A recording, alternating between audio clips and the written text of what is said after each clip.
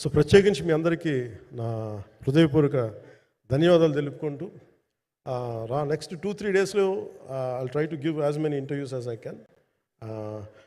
Nidhi I'm grateful to you.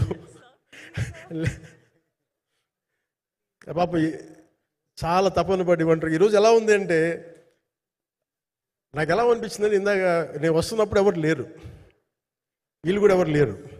నేను వచ్చి చాలాసేపు కారులో కూర్చున్నాను, ఎందుకంటే మళ్ళీ మీరు తిట్టకూడదు, లేట్ వచ్చాడు, నీకు డిప్యూటీ సీఎం అయితే పొగలు వచ్చేస్తాను మీరు అనుకో అంటారని. నాకు అట్లా అనిపించలేదు.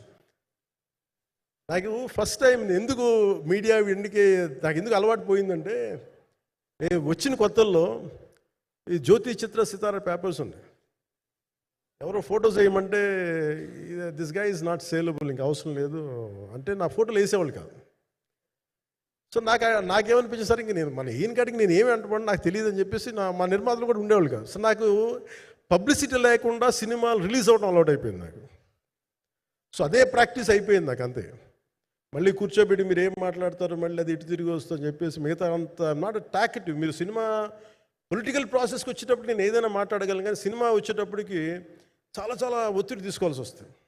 అంటే ఎంత కథ చెప్పాలి, ఎంత కథ చెప్పకూడదు, ఈ మాట అద్భుతంగా ఉందంటే ఏం అద్భుతంగా ఉందని మళ్ళీ తిడతారు, తర్వాత 100 ఆలోచనలతోటి స్లో డౌన్ అయిపోతాను.